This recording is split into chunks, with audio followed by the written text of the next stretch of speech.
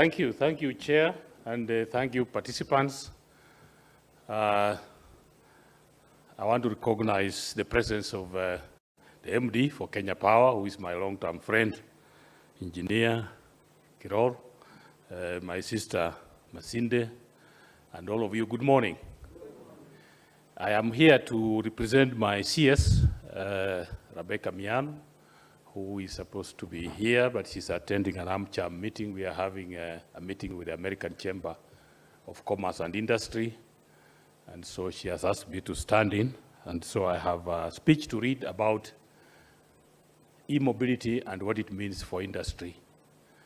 But because I have gotten you here, I think it's also good to put it, as Joy has put it, we really want to, one of the biggest consumers, because this event is put together by Kenya Power, one of the biggest consumers of power within Kenya is industry.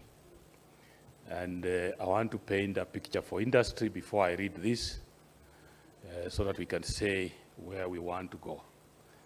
The rest of the world in 2024 are looking at the fourth industrial revolution. Those of you who have been reading history, the first industrial revolution was experienced in the UK in 1740. And then from the UK, this spread to the rest of Europe. And when the Europeans moved to the Americas, they moved with industrialization. When cost of production became very high, a lot of the industrialization was moved to China, to India, to Asia, and Malaysia, and of course Singapore and Vietnam, and others came up. Why am I telling you this? I am telling you this because while the rest of the world is talking about a fourth industrial revolution, Africa is yet to experience its first industrial revolution. And there are reasons for that, and we will be discussing about that. But if we put the perspective, the 55 countries of Africa have a population of 1.3 billion people, which is 17% of the world. But our share of manufactured products in the global market is less than 3%. So 17%, our share of manufactured products is 2.8%. Let's look at Europe. Europe is 9% population-wise of the world. Their share of manufactured products is 24%. If we look at it the other way around, intra-European business, European services and goods doing business within the EU, 27 EU countries, is 72%. Intra-Africa business, 15%. So we start off with the short end of the stick. And power is critical for us to change that scenario. If Kenya was a vehicle, then the engine of that vehicle is industry. If that engine is not functioning, it does not matter how well you paint the body. If industry works the same way it was almost working when we took over after independence, our young people will get jobs, our farmers will get markets for their production, we will consume more power, our infrastructure, our foreign exchange, we all know the benefits. And so I am here to convince you that we need to change, and within the bottom-up economic agenda of His Excellency the President, manufacturing is at the center and the core of that business. And we can't do that conversation without looking at what is power, how are we going to manage that situation. And from where I sit, and that's why Joy was saying it, yesterday His Excellency the President directed that those who manufacture at night will be given 50% of their power cost. And as a Ministry for Investment, Trade and Industry, that is the best news we have had in more than 10 years. Those of you who know industrial area, our industrial area here, we have depopulated it. Where we used to manufacture today are go-downs for cheap imported goods. Where we used to employ 3,000 people in industrial area, today we have opened a church where we are praying for the jobs that we lost.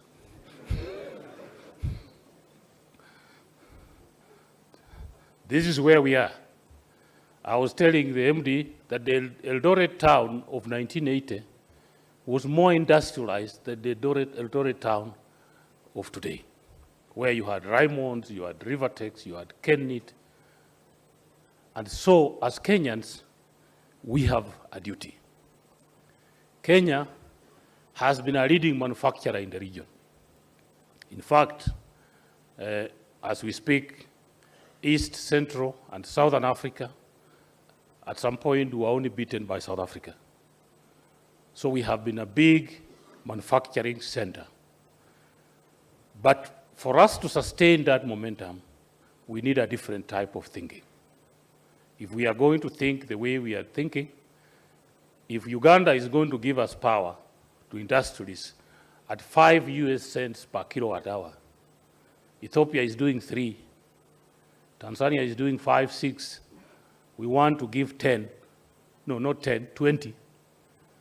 That is how we have lost our competitiveness, and I am very happy with the directive of His Excellency the President that we do that. The last question I want to ask all of us here, that when we think about industrialization, I've talked about our 3% as Africans, and therein lies the story. America was industrialized by Americans.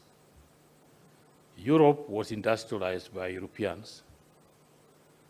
China was industrialized by Chinese. India was industrialized by Indians. Somehow, when you reach Africa, we think that industrialization is somebody else's business. We somehow imagine that industry is for government. All those countries that I've mentioned, there's no country that has succeeded in the world in industrializing itself by government building industries. Industry is for the private sector. So what I'm trying to say is that the job of industrializing Africa is the job of Africans. The job of industrializing Kenya is the job of those of us who are sitting here. So if you are imagining there is somebody else, we spend a lot of energy going out there looking for investors, somehow we imagine that the investor must look different from us.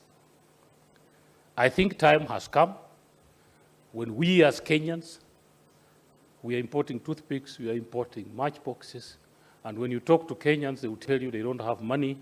I have watched this country since we started devolution in 2013, and what do you see? Every corner around Eldoret has a new hotel. Every new corner in Nyeri has a new hotel. Everybody who gets money thinks you must build a hotel. That big mansion that you have built in the village that you don't live in could be a factory. We went to India and we saw what they were doing. Somebody is manufacturing chilies at the backyard of his house and is selling this internationally. So my challenge to you Kenyans is that if we are going to change this country, each one of us is going to play our role. So if the people of Kiambu, let's call them the Kikuyu community, cannot industrialize Kiambu, if the people of Eldoret cannot invest in manufacturing, if the people of Homa Bay cannot invest in manufacturing, who do you expect to invest? Why do you think that an industrialist must look different? So the challenge that I want to give you today as we talk about e-mobility, even in that space, I was very happy with the story I saw here. These opportunities come to us. This government is working very hard to open up markets. You can't believe it, that on 17th of December, His Excellency the President signed a Kenya EU Economic Partnership Agreement that allows Kenya to sell nearly 14,000 products to 27 EU countries, duty-free, quota-free. But where are those goods?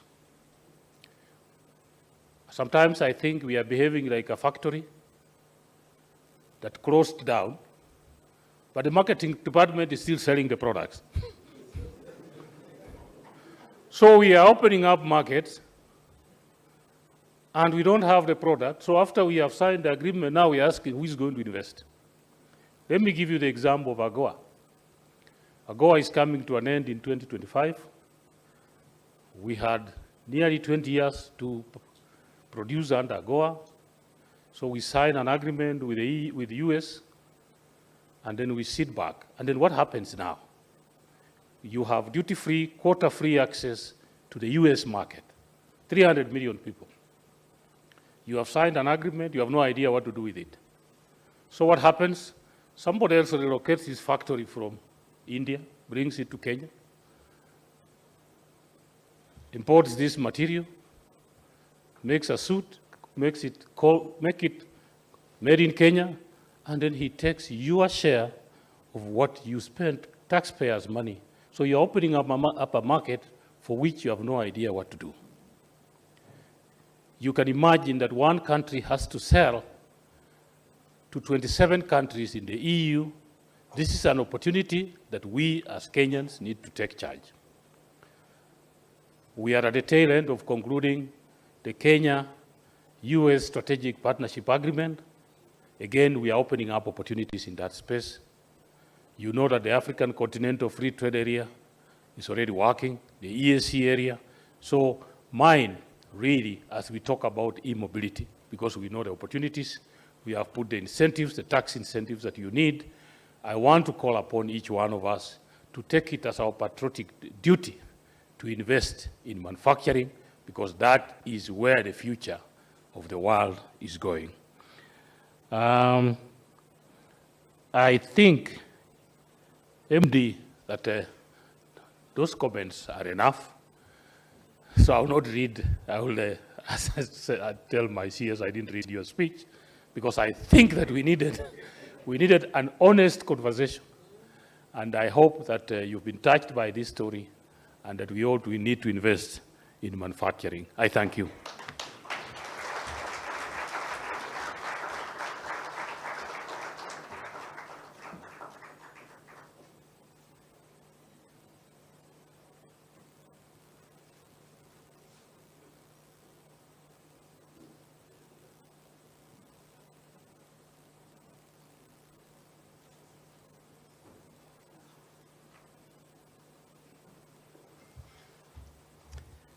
One more time, let's appreciate Dr. Mukwana.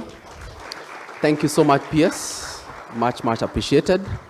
And so we'll go with the first panel.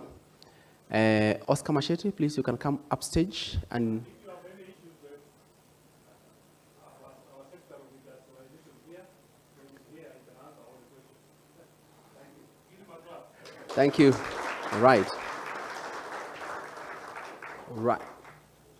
Engineer Oscar.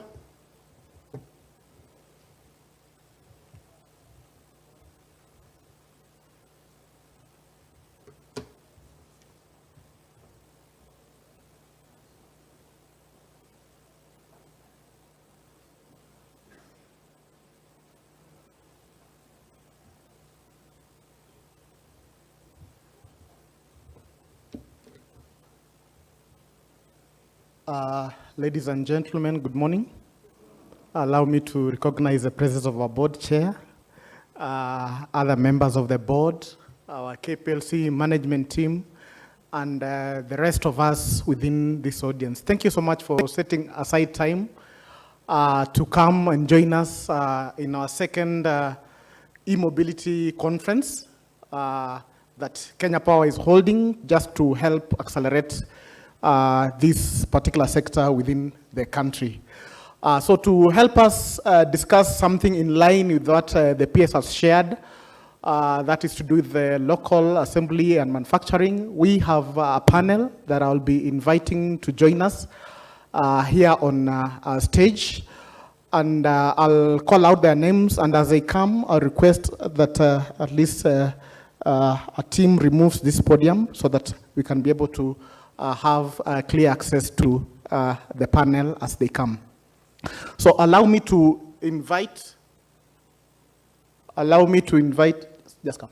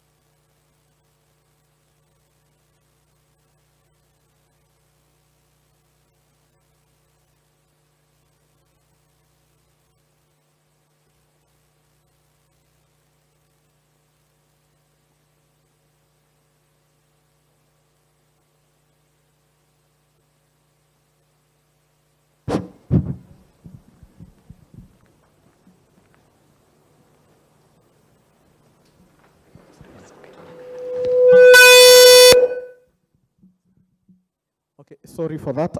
Thank you so much, the team, for helping us get this place ready for our panel discussion. So allow me to invite the following members of this panel that will be looking at local assembly and manufacturing within our country. So allow us to have Ms. Monica from PGL, that is Power Governance Limited. She's a CEO of Power Governance Limited. Then we'll invite, let's put our hands together as she comes all the way. Thank you.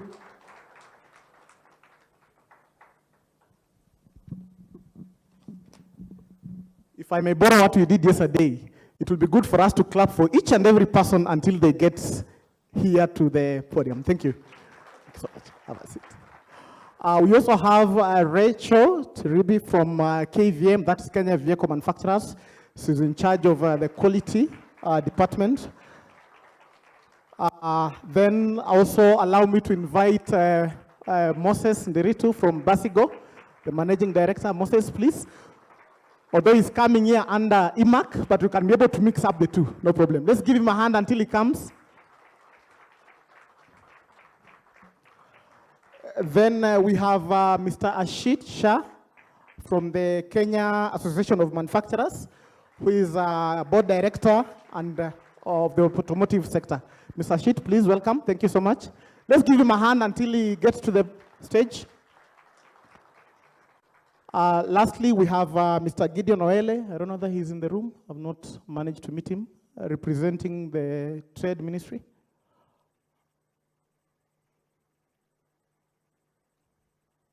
Okay, we seem not to have him here, so we'll proceed with the members that are present. Oh, okay, please come, Mr. Secretary. Thank you so much. Thank you so much. Thank you so much. So at least we get someone to represent the government and answer some of our questions.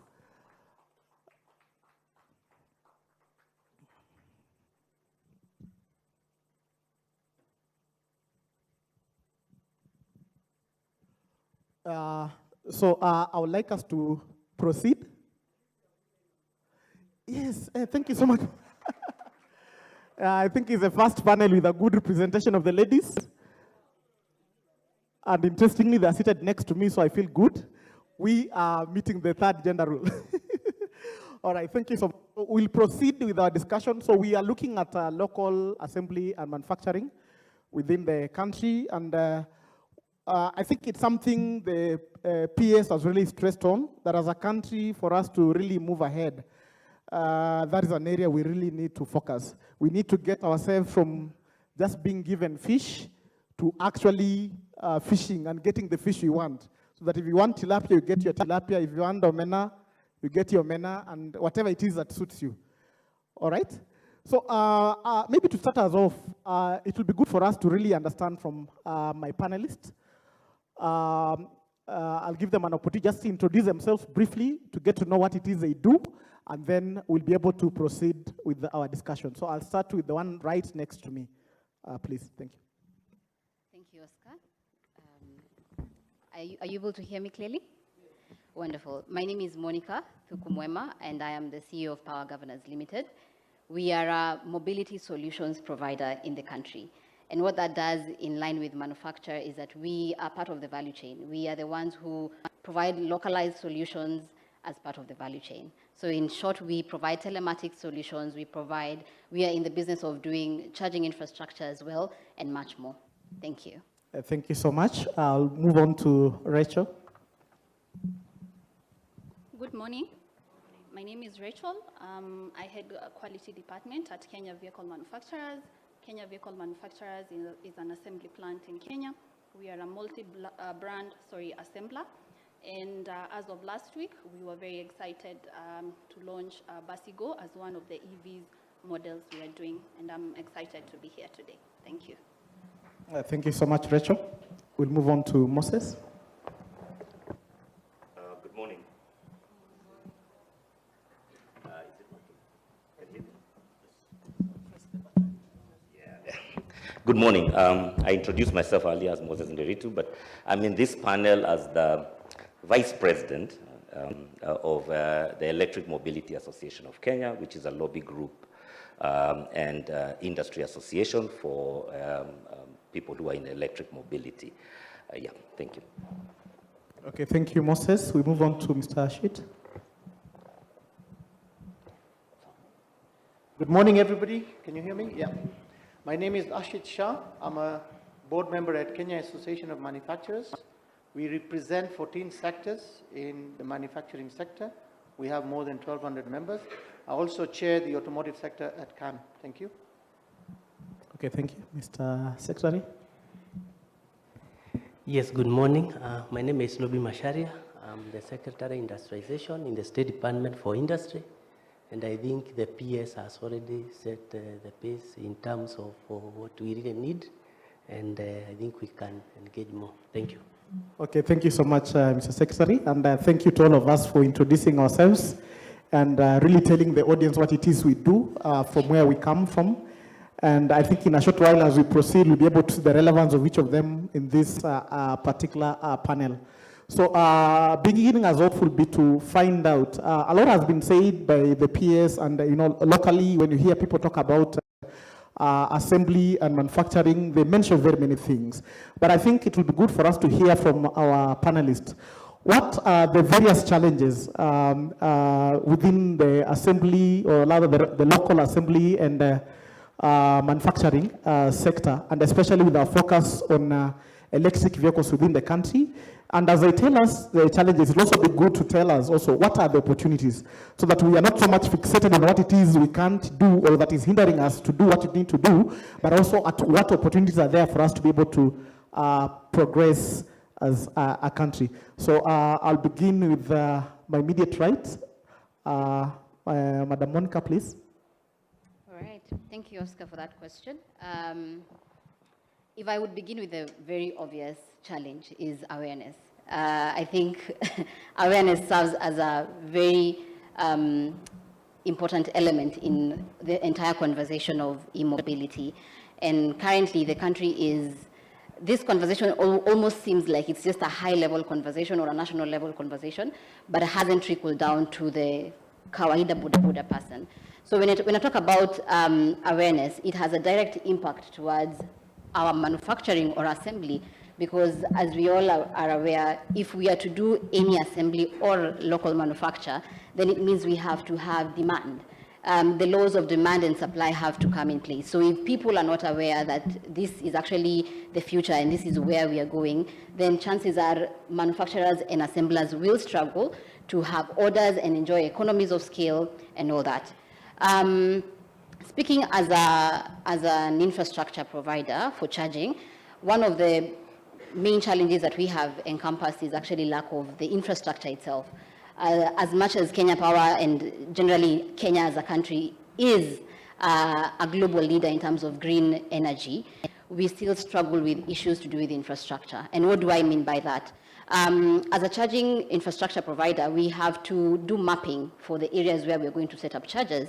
And you realize some areas they're not compatible with what we call DC chargers, that is the fast charging stations. So before you actually even get maybe Kenya Power to put up either a new transformer or increase the load, it takes long, it is frustrating, and those are some of the challenges that we are encompassing as a service provider in the industry.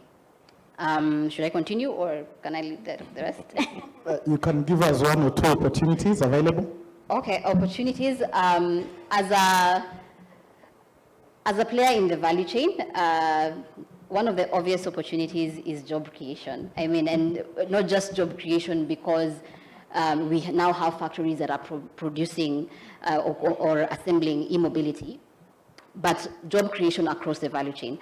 So job creation for the manufacturer who is now employing probably day and night, job creation for us who are in the support in terms of if we are to have e-telematics in the buses or in the bikes, then it means even for me as a vendor, I get to employ more people. And last but not least, value addition and job creation even to the end user. The pesa mkononi kind of vibe that we've been talking about, where now the riders have more access to finances, they have opportunities to create employment even amongst themselves, and so on. Yeah. Okay, thank you so much. We'll proceed to Rachel. Thank you. Thank you for that question. So for me as an assembler, I can only assemble what I'm provided for by the local assembly partner or dealer. So of course, one of the issues is the volumes. Do we have enough volumes for me as an assembler to be able to assemble? And that can only be answered, is there a market for the dealer or for the local assembler for them to be able to sell their product, because it is going to be hard for me to have a dedicated line if there are really no volumes for me to assemble. Another challenge is, of course, on skills, because like when we did the SOP, we heavily relied on the OEM or the local partner for the training and knowledge of transfer. So probably that is an issue we really need to discuss, and maybe we can attack it from the source and see how we can integrate the issue of skills, that issue of skills gap, and see how we can just integrate that into programs, into our local universities and TVETs, because currently it is either I get someone who has done automotive engineering or electrical engineering, and then I have to spend, of course, time and money to retrain them and align them as per the manufacturers or OEMs requirements, assembly requirements. The other one is on the local content. So if we can have an honest discussion, we need to ask ourselves the breakdown of the local content if we are talking about EV assembly. So what percentage do we have as local content? So that's also another challenge. Could it be, like she said, maybe it's the awareness from the manufacturers of the local content? Could it be that probably it's an issue of expense and finances? So I think that's something also we find as a challenge for us as assemblers. Yes. Okay, thank you. Maybe add one opportunity so that the board state will focus on so much on the negatives. Of course, one opportunity is that there's definitely a room, like the PS said, for Kenya to really venture into EV mobility. It's just that we really need to be intentional about it, create awareness, and really have capacity building. Okay, really provide capacity building in order to enable that. That probably can only be done through initiatives, through policy development, which now we can anchor them into law to really try and guide EV adoption and assembly in Kenya. Okay, thank you so much, Rachel. Mr. Moses, We have a lot of companies venturing into the EV space, and speaking from EMAC perspective as well as Basigo, what are the challenges that, hello, okay, what are the challenges that are there that have made not so many of them really venture into this local assembly and manufacturing? Thank you. As well as the opportunities that we have. Thank you. Thank you, Oscar. Thank you, Oscar. I'll break and let's start with the opportunities. I think if you want to look at opportunity, during the break, go upstairs in the exhibition hall. If you remember where we were last year in the similar conference, I think we were maybe less than 5 or maybe 10 exhibitors. But today, there is a very, very healthy mix of exhibitors. And that just shows you the opportunity that is available on e-mobility. And the fact that there is a lot of players, both local and foreign, who are looking at that opportunity and are not really focusing. The challenge is showing them that there is something there, there's an opportunity. And the biggest opportunity we've been told over and over again is the fact that we've got, one, renewable energy and in abundance. So that is a great opportunity for us to, for my members at EMAC are looking at. That's what we are looking at, Basigo. But that said and done, are there some challenges? Yes, there are. I think the biggest challenge, and if you walk around there, you'll find people like Mazi Mobility. They're actually been working very hard for the last 3 years to be able to get the right product. So for them to get to a point whereby they can start doing local manufacturing, you need a certain level of, if it's minimum quantity order. So even going to a local, to a parts supplier locally, how many parts can I order? But even still, we are saying there's 4,000 EVs. Out of those 4,000, 2,500 are bicycles. So the EV industry is at infancy stage. So at this point, sometimes our biggest challenge is we feel that, yes, we are wholly committed to local manufacturing, to adding value locally, but at the point where we are playing with the rules of the Form 4s while we're in Standard 1. On grade 1. So that is actually our biggest challenge. But then also when we talk about, and my sister brought it up, where do we get these local components? Well, most of the vehicles or most of the motorcycles, the bicycles, even us in buses, we are still just beyond prototype, if not at prototype. So you cannot commit wholly towards giving an order of the local components. So I think the biggest challenge is to be able to navigate this infancy stage, get to a point whereby we are on a slightly solid ground, and then we can be able to scale. And I think that is a commitment from all the e-mobility companies that fall under EMAC. Okay, thank you so much. Thank you, Moses. Hello. Okay. Thank you. We'll move on to Mr. Ashit, representing Kenya Association of Manufacturers. Based on your experiences within the members of your association, and looking at specifically e-mobility in this case, what are the challenges that you can point out as some of your members having experienced in the e-mobility space, local assembly, as well as manufacturing? And you could also probably also add an opportunity that you can think of that can be tapped into to help grow the space. Thank you. Thank you. So some of the challenges represented with the e-mobility in Kenya are, number one, I think driving demand. And driving demand to create mass where we can locally assemble, we can locally manufacture parts, and probably be more competitive, as my brother here, Moses, has said, is, I think first we need to look at when all the assemblers are at the same level playing field, okay?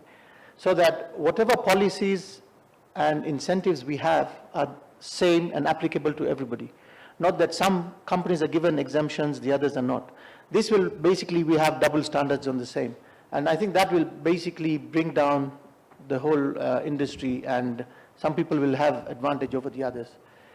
The other challenge I think we have is the cost, right, to drive demand. How does all the stakeholders here come up with a financing option, we've heard from Moses' presentation, the cost is a huge factor. So how do we have incentives and policies where we give certain preference to e-mobility in terms of cost, interest rates, or maybe longer term payment plans, right? 8 to 10 years to drive the demand. And I'm sure if we do that, then we should be able to look at some of the challenges and overcome the mass production and demand on the same. The other challenge I think we have is Kenya has been focusing mainly on ICE assembly plants and all that. How do we adapt the current assembly plants to assemble and manufacture the EVs? Noting that the powertrain and the drivetrain, meaning, okay, to some of us who don't know what powertrain and drivetrain is, the engine and gearbox is almostly all imported from outside within the CKD. And in the e-mobility, we replace that with the motor and the gearbox and what drives the vehicle. The rest of the stuff, 80% of the stuff is more or less the same. So if you look at some of the models which are upstairs in the exhibition, like the pickups, congratulations to Basico, they've come up phenomenal in locally assembling the buses here. I mean, it's a milestone for Kenya, right? And it's a great achievement for Kenya. And I think about 40% of the stuff is actually locally sourced, right?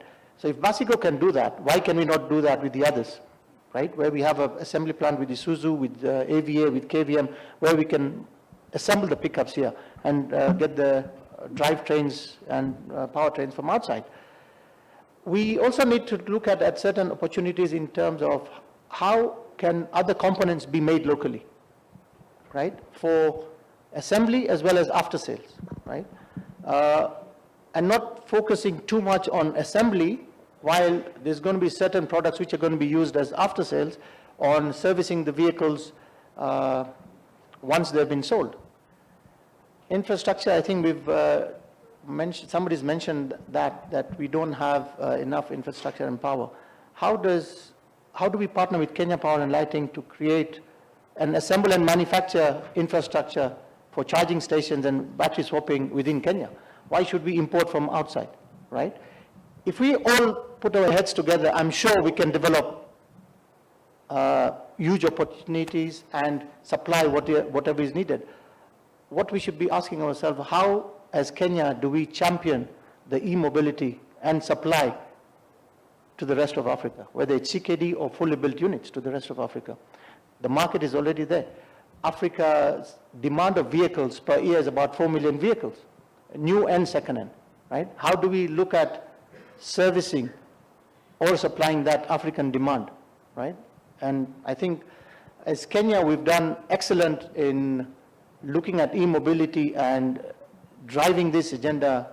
If we look at whatever we have all done with government, with Kenya Power, with the private sector, on having the policy out, I mean, a lot of other countries have not even reached there. Yeah, so I think we have got a lot to do. We have done a lot, and I think the future is good. There is a huge opportunity in the whole sector. Thank you. Okay, thank you so much, Mr. Hashid. We'll move to the PS, to the Secretary, Mr. Masharia. The PS mentioned a lot of things regarding our country and Africa in general. Are there any other challenges you could point out that are probably hindering us from really rolling out a lot of local assembly and manufacturing, and with a keen focus also on e-mobility? Thank you. Thank you. I think my fellow panelists have mentioned most of the challenges, but I'll add one or two. Of course, I think the one that has been said is about that critical mass of uptakers of the e-vehicles.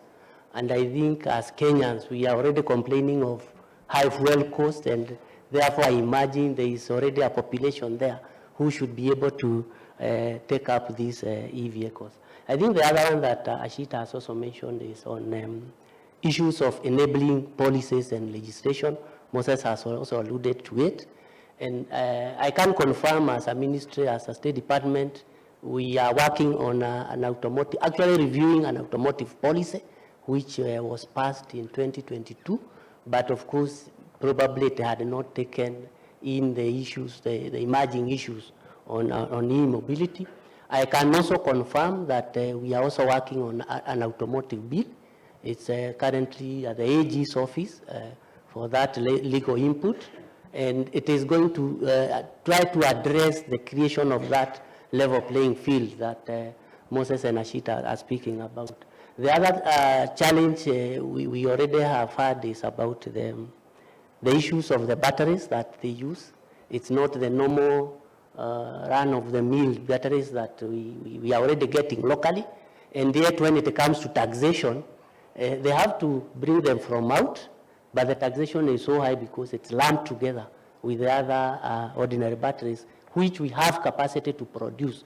And therefore, in terms of protecting that local industry, we put a very high tax on those batteries. This is something we're having a conversation, even at the EAC level, because it may require what we call a tariff split to separate the lithium batteries from the ordinary batteries. In terms of opportunities, I think the space of assembly is very wide. Secondly, what Ashita has also alluded to, the issues of auto parts.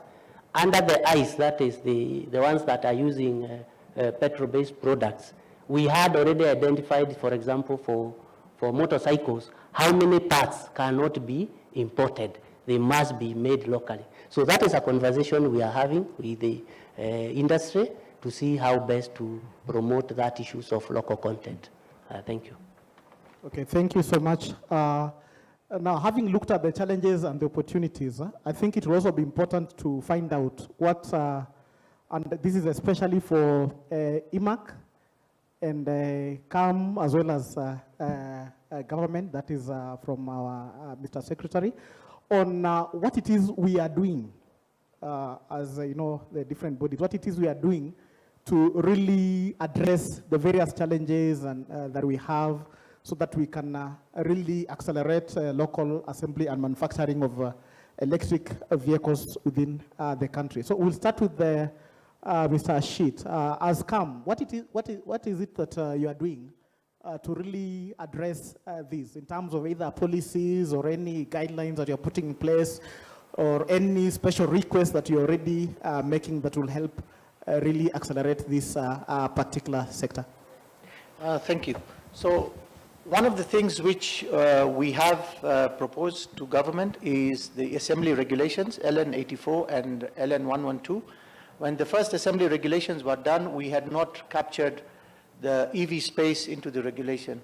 And we have given to government on about 1 year ago, I think, the amended assembly regulations which caters for the EVs, where all the challenges which, some of them which we've mentioned on the battery, on certain components which are not allowed in the CKD, where we do not manufacture them, are actually allowed in, so that we do not hurt the industry, but support the industry.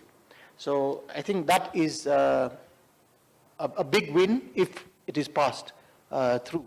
And we got all the stakeholders to make sure we get input from them to develop and amend that assembly regulation. Thank you.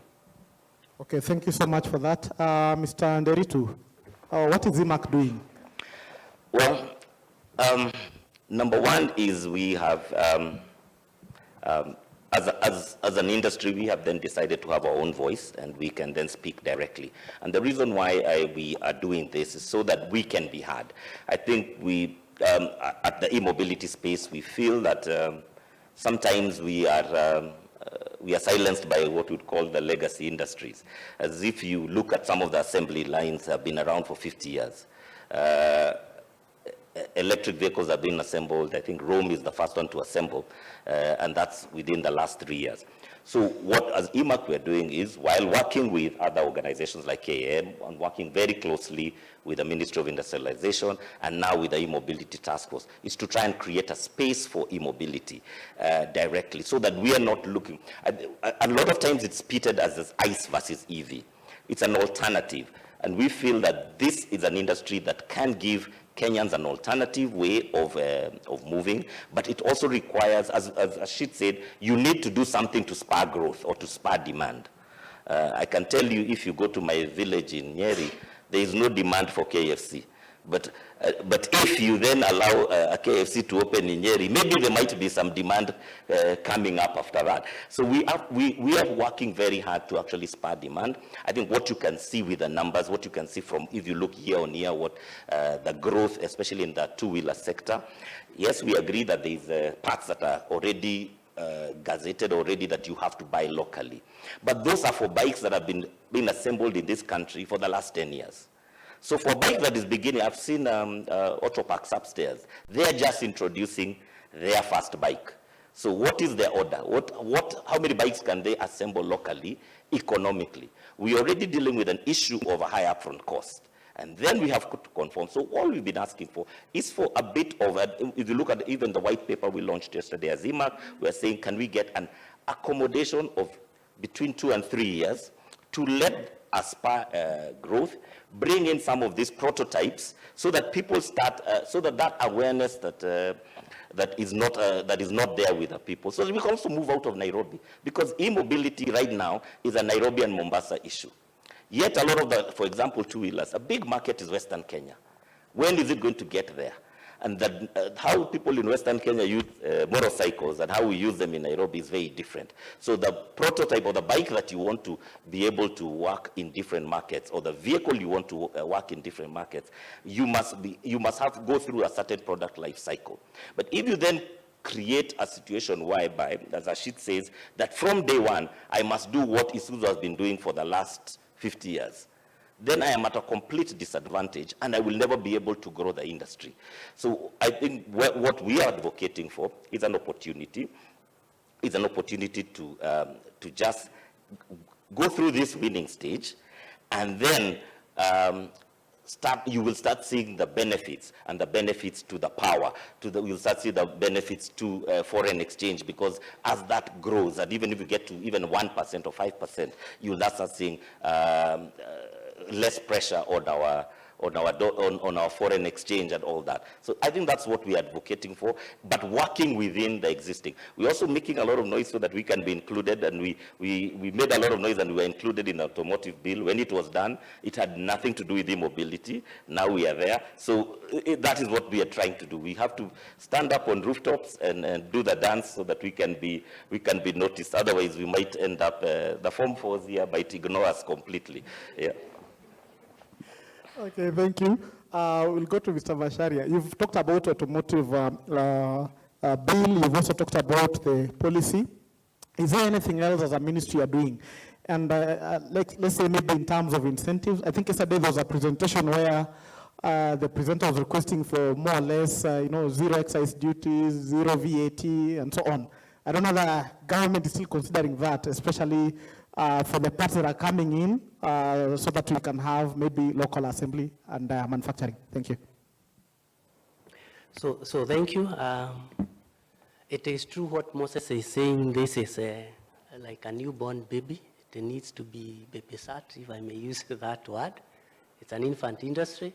And as a ministry, as government, we are alive to that.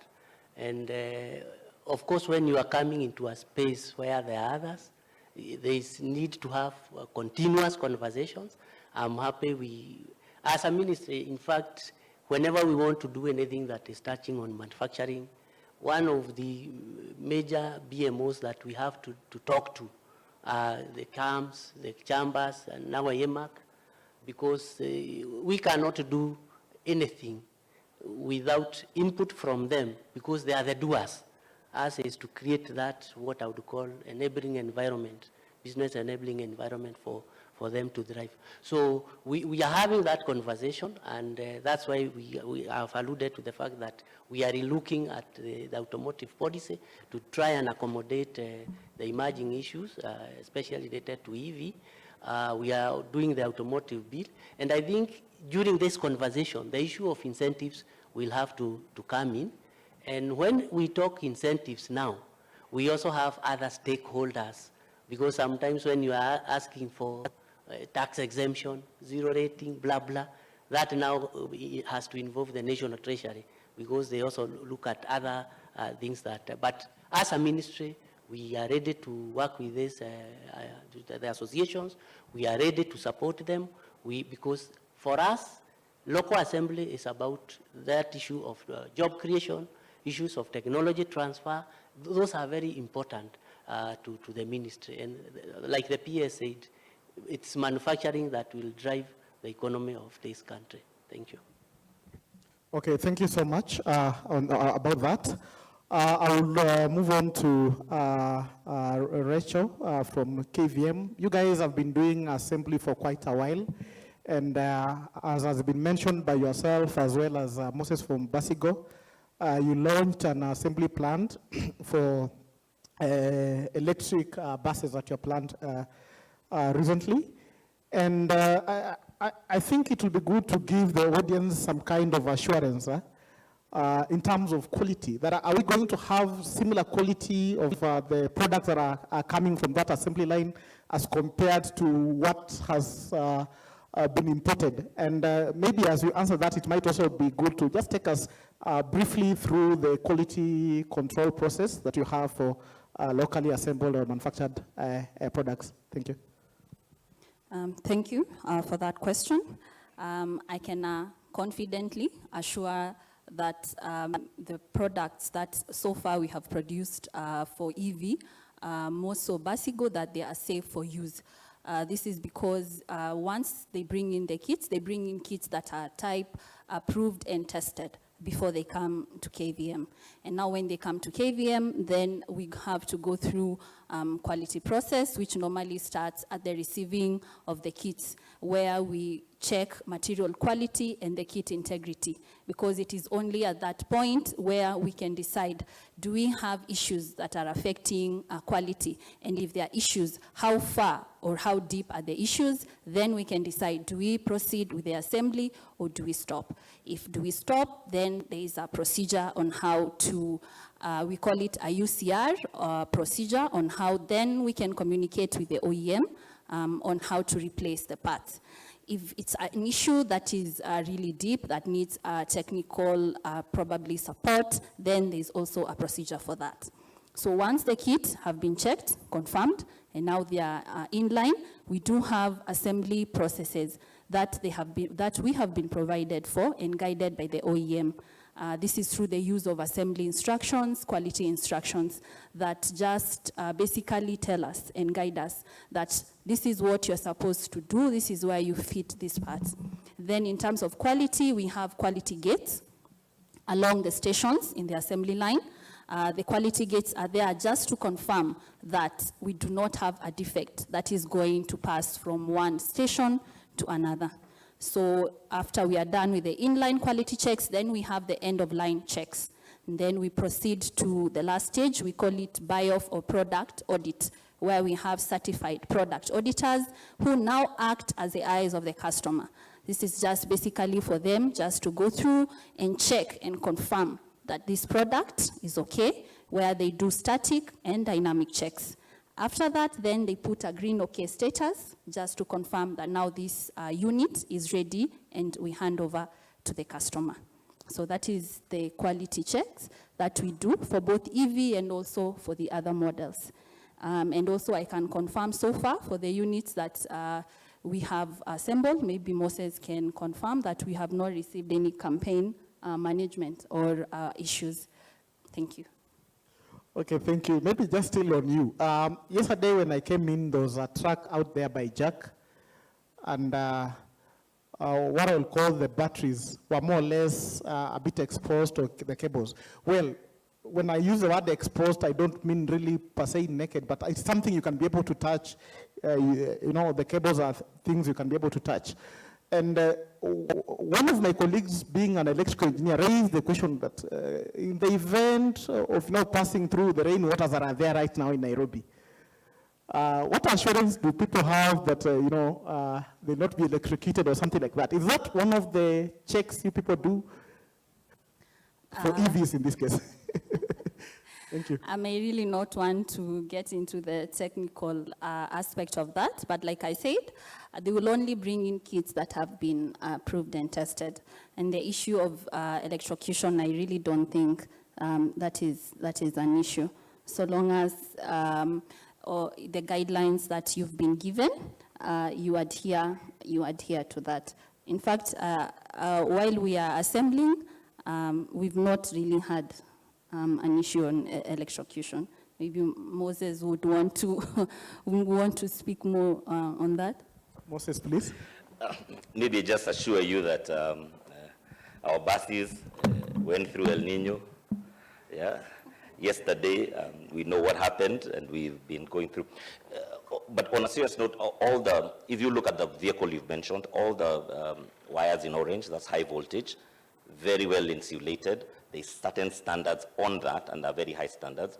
The battery is actually completely sealed, and so all you see is that. So there's zero risk. And in we are now almost 2 million kilometers with electric vehicles.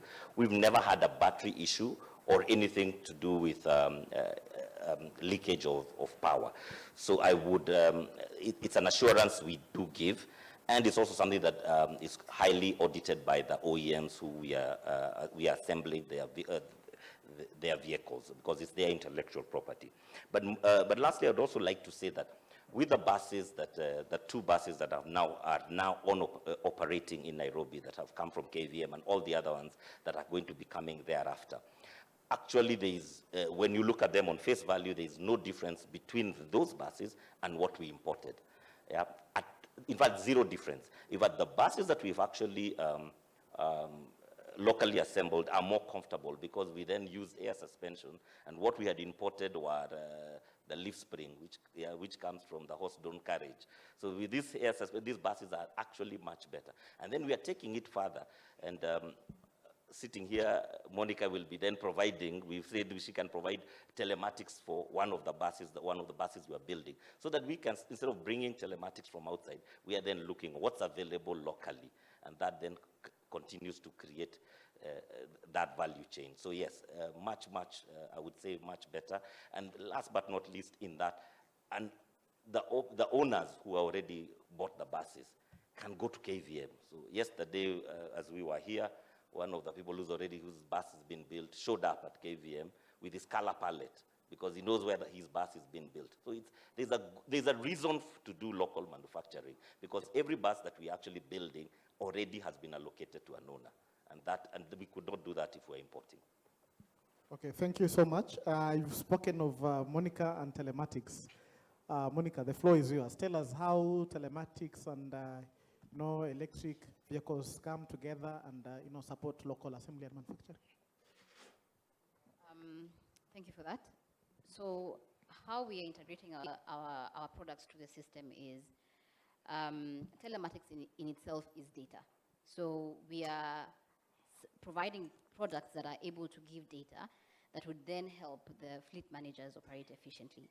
And what we do as PGL is that we offer telematics from speed management solutions. I can confidently say that we are the only company that can limit an electric bus or an electric vehicle. We can provide real-time monitoring, battery management. All these telematics can be provided locally. And what that does is it allows for localization and customization. If I would take an example of Basigo, if you look at their fleet in Kenya, in the Kenyan market, and their fleet in, say, Rwanda don't have a policy of speed management, for example. So how do we come in then? We come in to support Basigo so that ultimately their customer experience is different and better, because they don't have to now work with the government or go through the hurdles of the government to have their products approved and all that. So that's how we come in. Secondly, not just to mention about telematics, we're very passionate about road safety, and I'll just throw it in there. And one of the things that we are leveraging on is things such as the digital bus displays, These are things we've seen in other countries, and these are some of the things we want to implement here in our country. Can you imagine a situation where our transport is not just for us who are here, but is inclusive for everyone?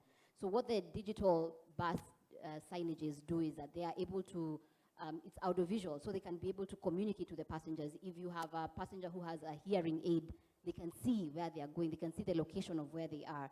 If you have a passenger who has visual impairment, they can hear, and that is now driving towards not just trying to reduce the carbon, but we're trying to drive an agenda of a more inclusive transport system. And just to add on to that, recently I entered a Basigo and it had priority seating, as in, isn't that not something we want to see going forward? Can those be cultural things that can be implemented, and not just to electric buses, but electric buses can be a pathway to introducing them even to the ICE vehicles.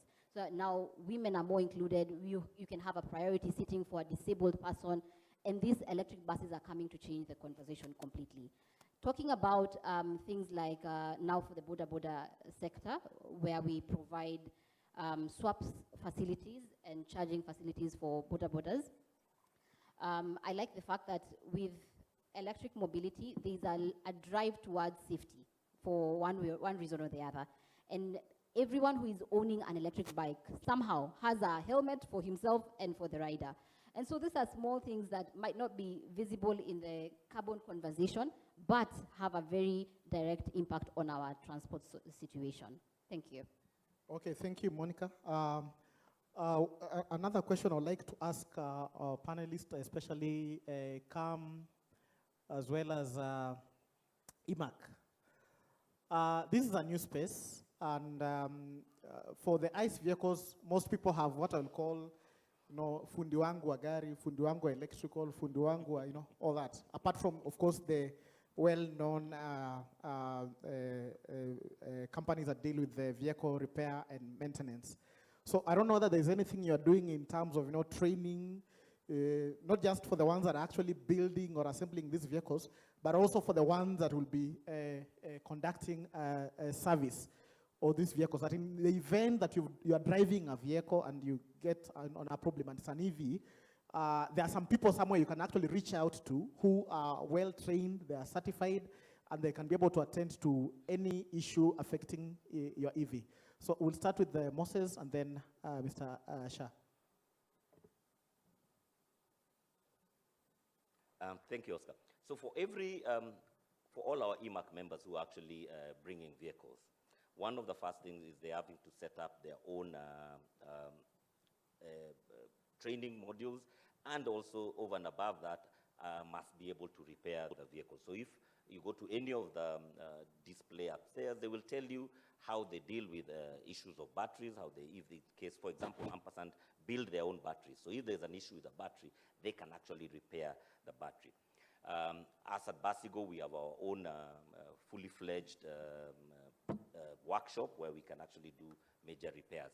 But then we're taking it one step further. So there are certain repairs that we don't need to do.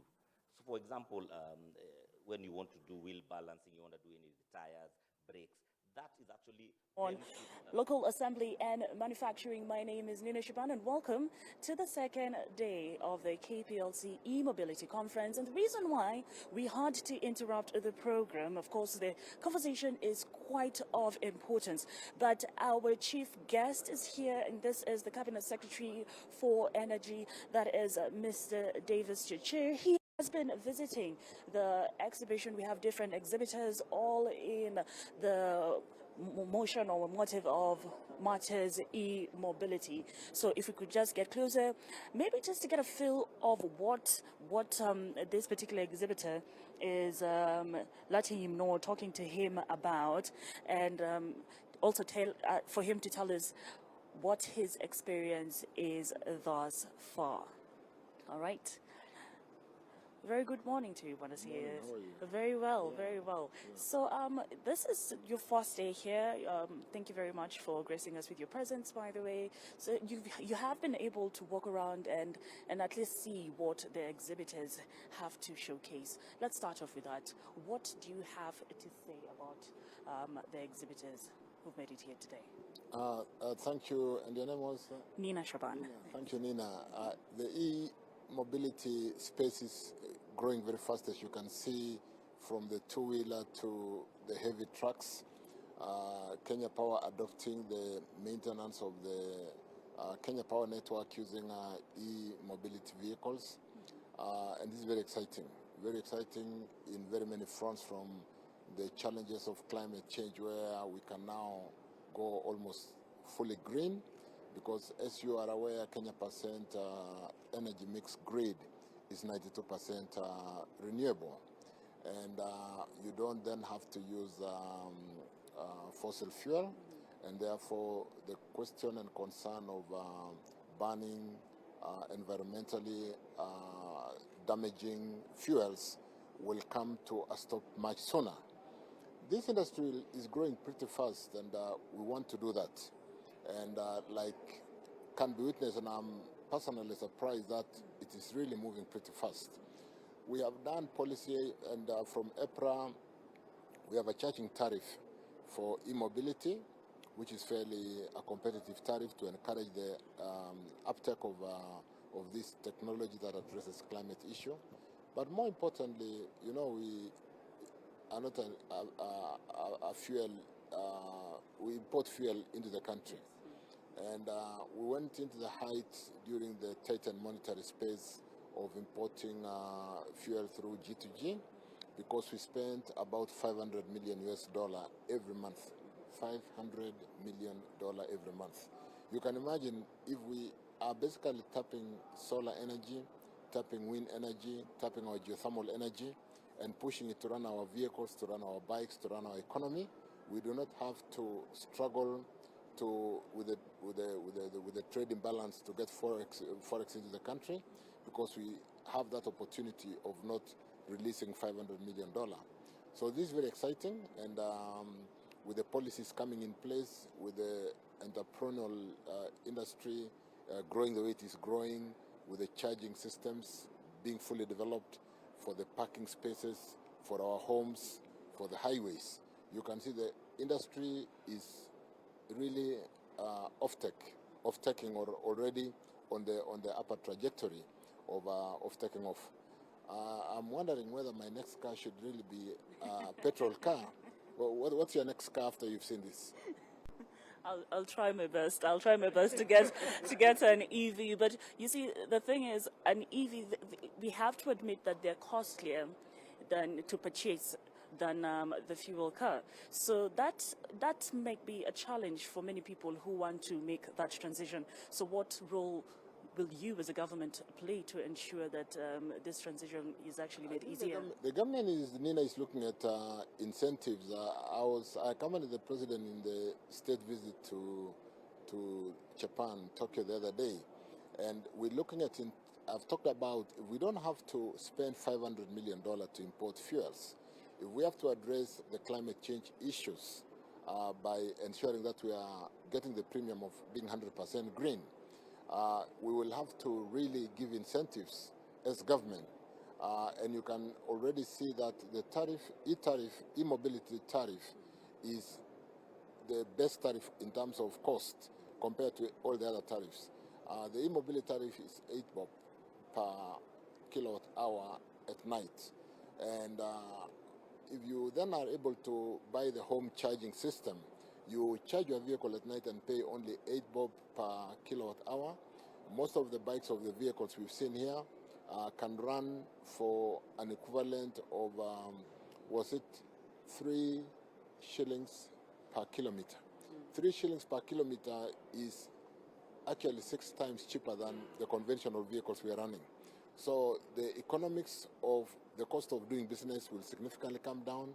The transportation, which really builds into our inflation, will significantly come down, and therefore it will be good for the economy. All right. So we've touched on what the government is doing when it comes to matters, putting policies into place and the incentives. So what do you urge the private sector? What role do you urge the private sector to play? This is going to be a very interesting space, because investors in the private sector will basically invest and really grow this market.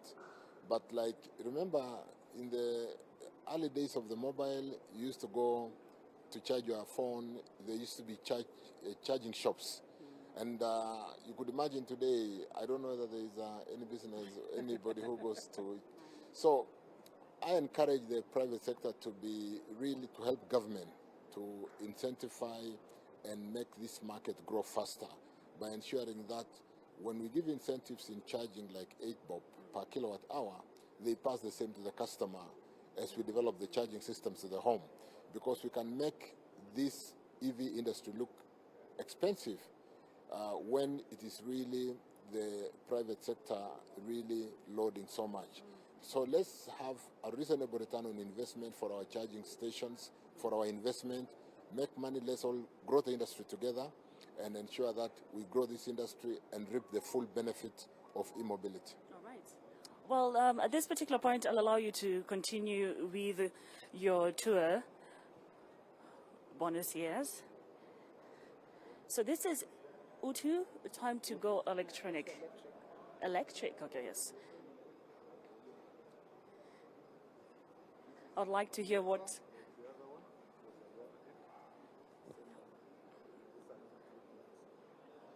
Okay. It looks like the industry is really developed. You can see the different types of models of vehicles, and there's already competition. So I want to encourage you, Nina, this should be your next... My next car. Yeah. Fantastic. And you've been able to get a ride in it. What is the feel? Yeah, they are really, I mean, I think they've taken advantage of all the industry developed comfort, technology, efficiency, safety, and I'm told because it's a very light vehicle, the batteries are laid very low with a very secured base to ensure that the center of gravity is maintained very low, so that in spite of the weight of the car, you still have that feel of a very heavy car because the center of gravity has been lowered in the way the design has been made. Right. Yeah. Right. Well, that is the Cabinet Secretary of Energy. We continue to take a trip. We'll follow him. We have more than 30 exhibitors, all in the name of e-mobility. So if you could move this way and get to hear what he has to say. The interest of the border riders in mind, just from the look of it. This is a border design. Yeah. I can see the steelwork is very well secured. Exactly. Basically designed for the border riders. It can do what? 1, 2? It goes for 80 kilometers. 80 kilometers. Mm-hmm. Yeah, and so far we've rolled out like 73 in the market. Yeah. Yeah, basically. Okay. Yeah, sure. Just to make it look like a motorbike, basically. Yeah, because without it, basically, it will just look like a normal bike. You said how many are in the market? 73. 73. Yeah, so Kisumu, Narok, and Nakuru. How competitive is the pricing compared to the conventional motorbike, the fuel petrol bikes? I mean, from the feedback we've got from, because actually when we roll out the bikes, actually we do a follow-up with the borders to actually make sure whether there's return on investment and everything. And the feedback is actually okay, and basically there's some saving compared to the normal. So because for us, if I come to your showroom to pick this, what is the price? 180,000. 180,000. Less the battery. Okay. Yeah, inclusive of the battery is 270. Okay. Yeah. And the main advantage is you are able to charge at the comfort of your home. So when you buy the bike, we give you plus the charger. So you don't do the swapping. You give me the charger and I can charge at home. You can charge at home. So if I've got the charger at home, separate meter for purposes of separating the tariff for e-mobility, I should be able to take the advantage of the e-mobility tariff. Exactly. Wonderful. Yeah, sure. Thank you. Thank you. All right, that is Fika Clean Mobility. They are available in Ruiru. There you go. They're in Ruiru. Apologies.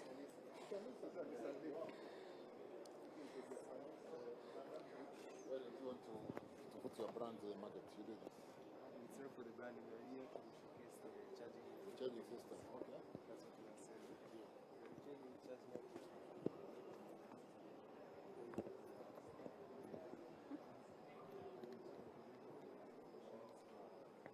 Minutes. Charge is based on minutes. 4 shillings per minute. Yeah. That's expensive.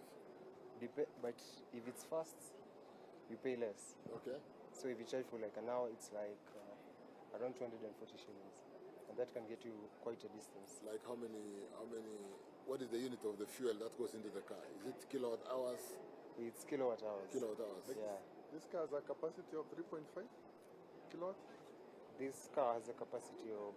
Not the battery capacity, the charging rate. The charging? the charging rate, because these cars, these are the older models, These so are the they are older doing about models, 3.5 kilowatt, 3.5, kilowatt, the charging rate. Right now, Boost is this is an AC charger, so right now they are bringing cars at 7 and 11 kilowatts AC. So it's a much slower charging. These are older vehicles. Yes. Okay.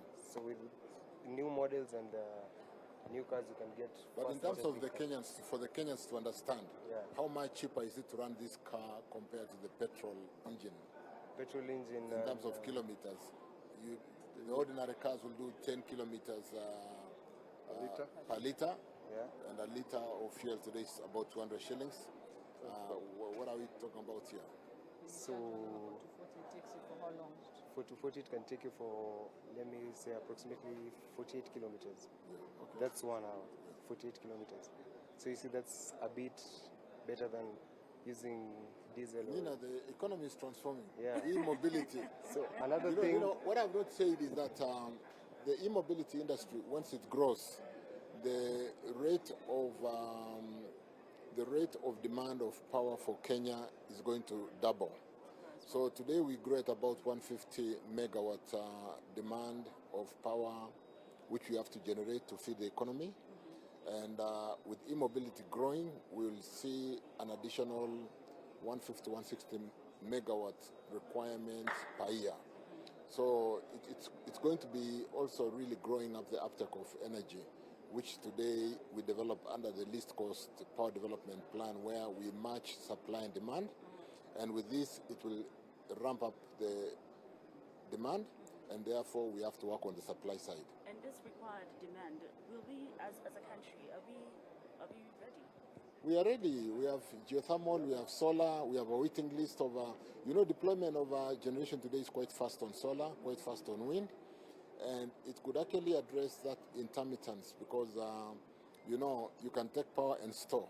Because the biggest challenge in intermittence of power from solar and wind, like now there is no solar, and therefore it means there is no power. So when it is there, you can actually pack it in small units in every vehicle, in every motorbike, and so on and so forth. So because storage of power has been traditionally a challenge. So everybody is going to help us to store the power for us in their vehicles, in their motorbikes, and so on and so forth. I hear you, Bonacius. I hear you.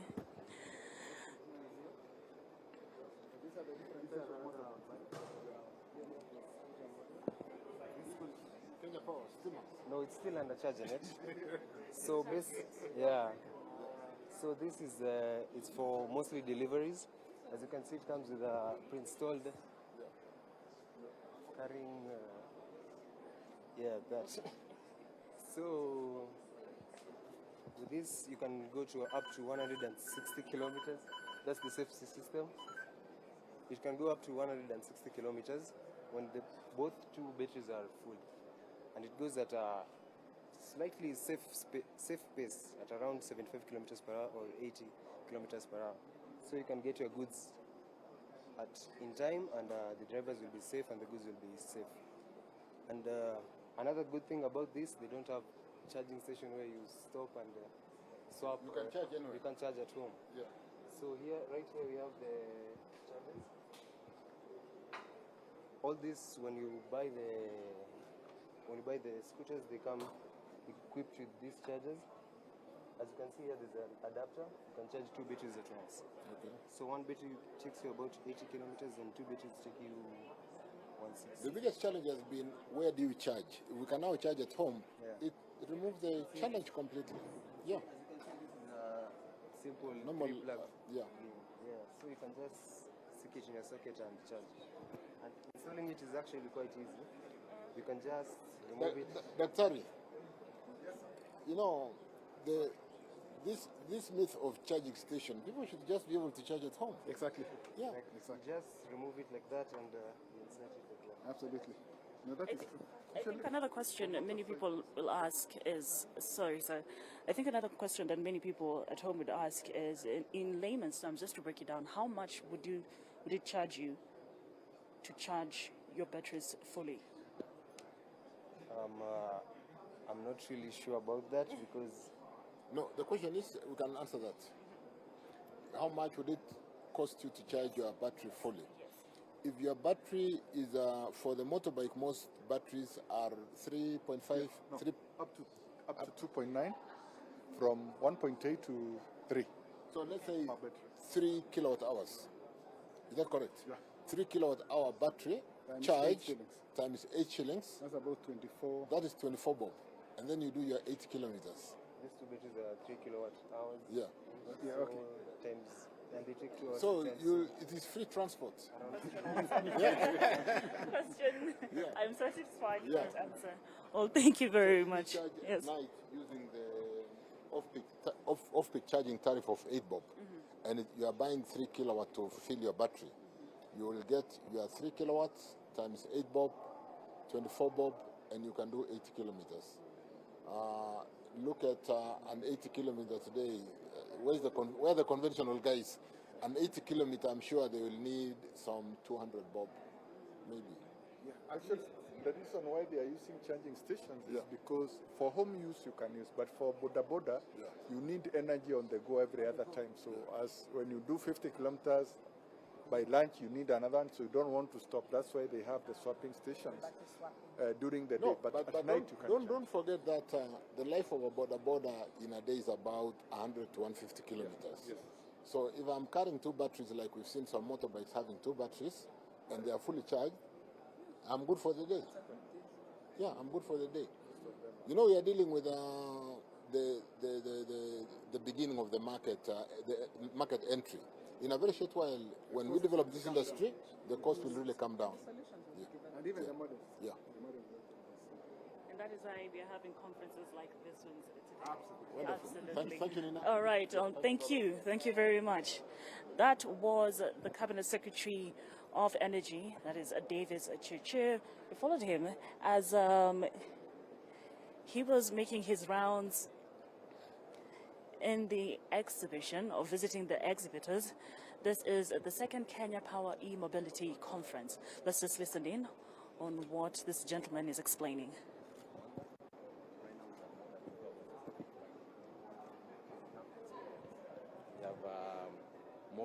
We have 41 charging stations with a charging option. In Nairobi, we have 15 stations, and it's a swapping options. So a rider will come, we'll sell them the motorcycle, and actually we own the battery and release the battery to them. 2 reasons. We take the full responsibility on the battery. You own the battery, that's why you have protected this very well. Yes, because it's ours. So anything that happens to the battery is our responsibility. Yeah. So it's an expensive battery, so it's actually cheaper for the rider to lease the battery from us.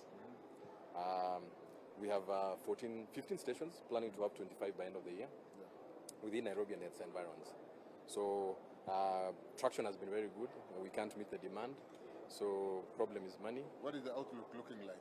From 2,000, can you be going to 20, 100,000, 200,000 in what, 1, 2, 3, 4 years? Yes, Yeah? that's the plan. Yeah. I think the only request to you, if you can reduce the cost from the transformer to the station, and as we focus on the station, that can help us so that we actually don't incur the cost of actually pulling the power, plus also when on bigger stations actually we have to purchase the transformer. So those are the constraints, because actually we do end-to-end. We do the motorcycles, we do the battery, we do the infrastructure, plus the capital expense to actually for the transformer. What transformer system do they need to be able to run a charging station? It depends on the capacity. If you have 1 bike like this, you can charge from your home comfortably. Yeah. But if you have a depot where you are serving commercially, then depending on the energy demand, you may require up to a 50 kilowatt. Transformer, yes. Yeah. KVA. Okay. That's a good question, because when we started with 50 motorcycles, 100 motorcycles, it was not an issue. Today, we've exceeded the capacity per station. So now we are talking to KPLC to see how we can get our transformer in our stations. That's when you break my heart. Okay, these are at least. These are the team. Yeah, this is good. Thanks. Yes, thank you. That's ampersand electric motorcycles.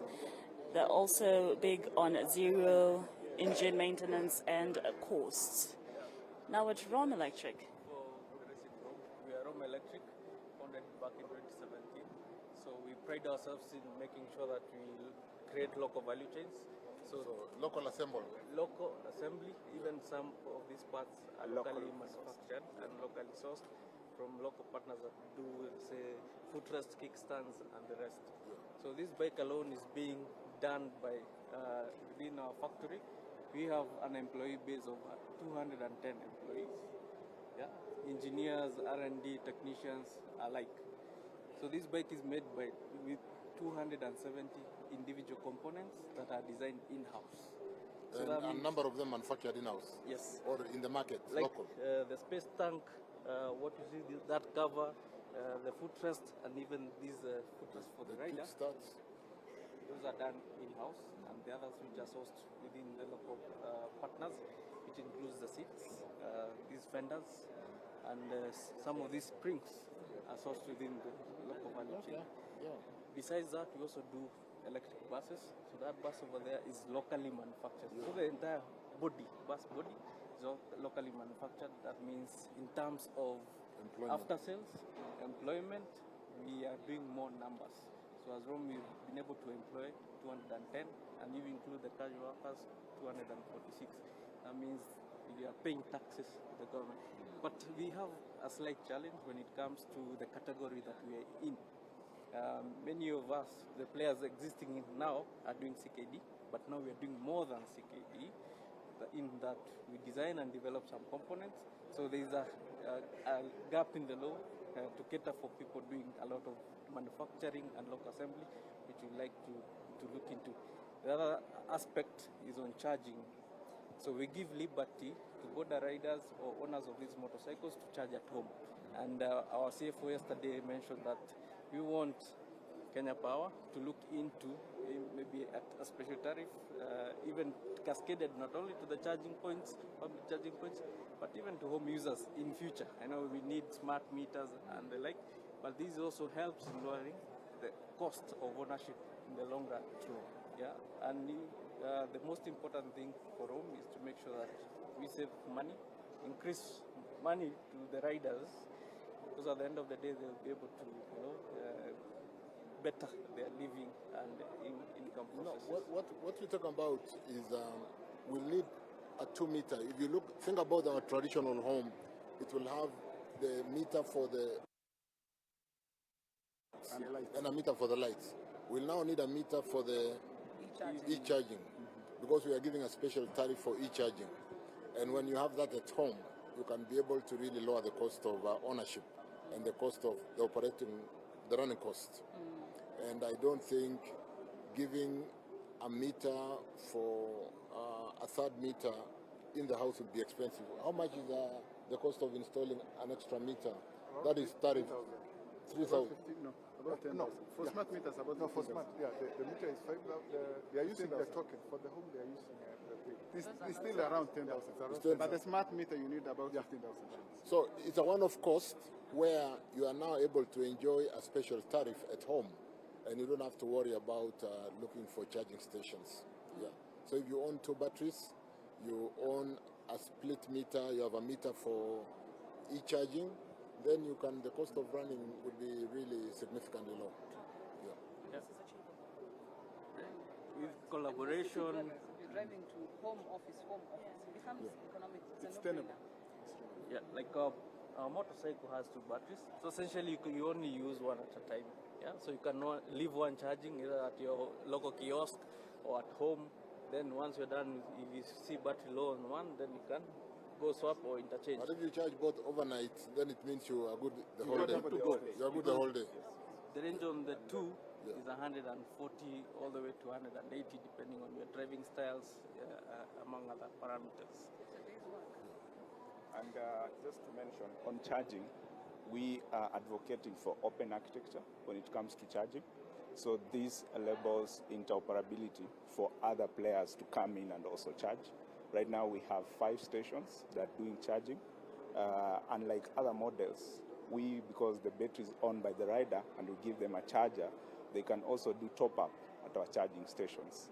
So during the day when they forget their charger or you're far away from home, you can drop your battery safe with us and then charge it.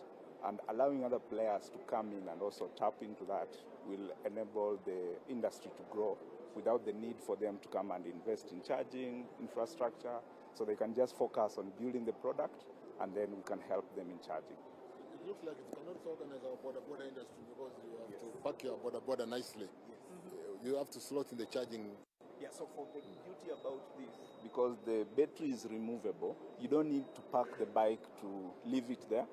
So okay, is you just remove the battery, hand it over, leave it charging, and continue doing your business. But in future, we are looking at building a stage where they either need for their passengers, they can just plug in their home charger as they wait for the customer to come in and charge their battery while seated there.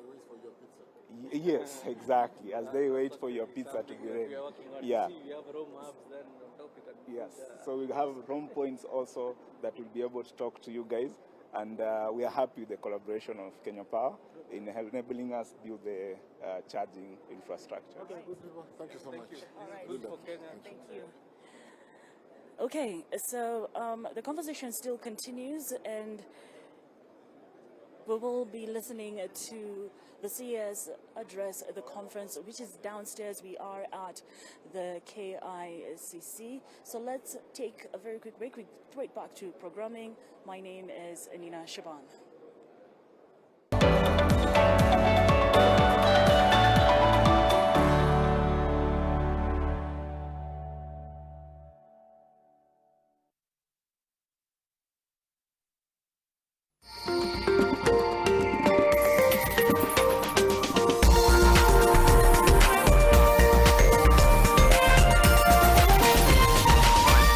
This is NTV.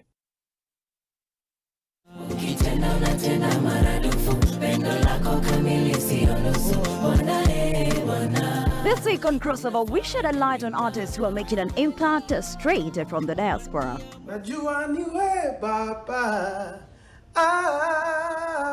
Hey, what's up, everybody? This is Kanji Mbugwa, and I'm so excited to tell you this Sunday I'm going to be live on Crossover. Nifungue macho yangu we baba. What's up, my people? This is your boy Silas Manda right here, all the way from United States of America. Just to let you know, I'll be live on Crossover Show on NTV this Sunday. Join us as we journey through muziki kali sana ya Pambio Worship right here from Kenya.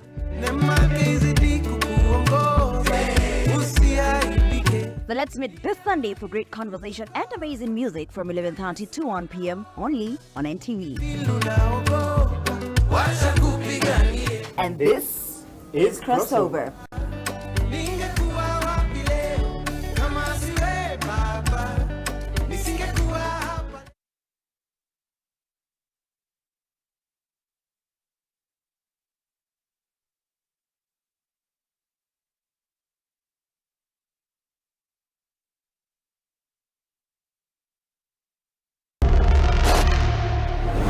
This was murder. Hiyo mwili ilikuwa imekatakatwa. Kwanza nakumbukaga vidole ya left na hakukuwa. Akaongea kwa machozi. Sasa wakati kesi ilianza, akatoa tena ushahidi tofauti. Wakamkamata, wakamkatakata. Mwenye mbuzi akasema ako na nguvu sana, kateni yeye mguu. Nilistuka sana. We were given a few minutes to send money. If we are not sending money, then her life will be taken away. Sakiti yenye alikuwa nayo alikuja nayo hapa. Hizi tu hata kufika tu kwake ngumu. Bari ameuawa wapi? Ameuawa aje? Don't just start looking for the murderers from out there. Vile Waswahili wanasema kikulacho kiguoni mwako.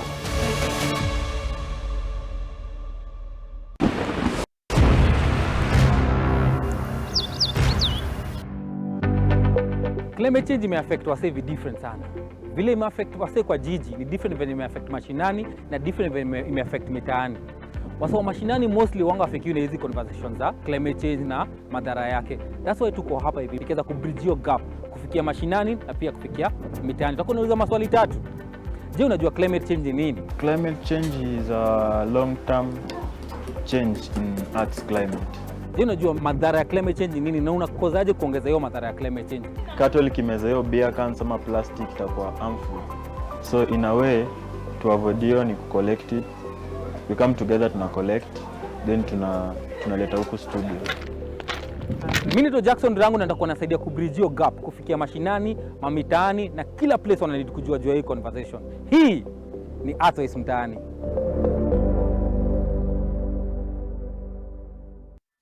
Wiki hii katika kupatana. At what level is temptation a temptation? This girl, okay, it's my wife. Tulianza kudate hapo 2018, 2019. Mapenzi kakuwa tight. The moment I'll get the baby alizaa, alikuja akakuwa too lazy. Tulikuwa na mfanyakazi kwa nyumba, but mfanyakazi alikuwa kitu. Alikuwa anakuja na cleaner na wash clothes. The worst thing alikuwa anatandika hadi bed. Mimi nimeamka hivi kidogo nikapata mfanyakazi akoko anafua. Kumuongelesha nilikuwa najipa. To protect our family from germs that cause illness when it's cold, we use Dettol soap. Dettol soap with germ defense gives you protection. When it's cold, germs are transferred in different ways. And Dettol soap's germ defense protects you from up to 100 illness-causing germs. Be Dettol sure.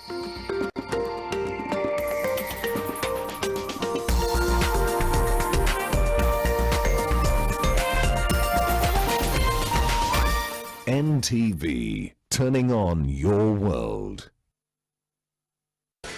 The following program has been rated PG. It may contain scenes unsuitable for children under the age of 10.